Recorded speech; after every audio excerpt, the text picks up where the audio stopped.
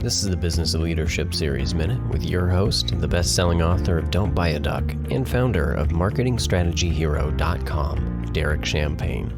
I'm excited about our guest today, Peter Lisoskie. He is a founder of Bot Nation. I met him last year. We've formed a relationship and talked many times. He knows some great people that I know. And in Anaheim last year, we met at a conference, and he just, with the things that he's doing, they're revolutionary and are changing the direction that we're doing marketing and how we're communicating. So I had to have him on as a guest. Peter's created a chatbot for this podcast as well. So I'd love to talk about it for a second because it's a great segue. But one of the other things I love about these bots, especially me being a brand guy, is that the bot never has a bad day. So it always represents your brand properly.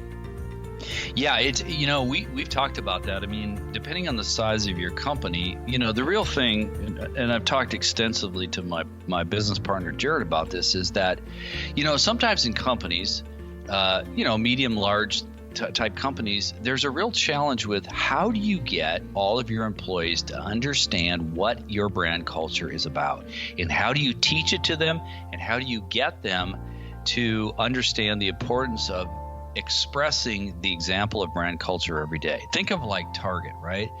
If you could have your cashier, people in the front line, know what the brand culture is, how to express it, how to create that brand experience at the cashier's line, think about how powerful that is, right? A chatbot can help do that.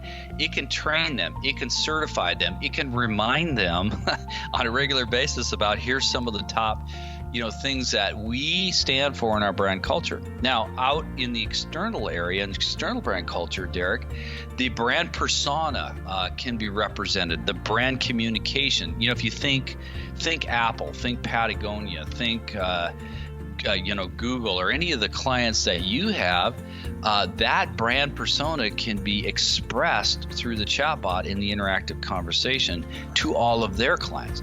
So you have on the internal side, it's like, how do we keep these people engaged in our brand culture internally? And how do we express the external brand persona and story externally? Very, very powerful. It's so cool. Yeah, and you've shared so many examples. I know you're overflowing with examples because you just seen, and it's developing so fast with you at the helm. You've talked about it being in healthcare of being a companion and reminder for medications for elderly. There's just so many applications for this.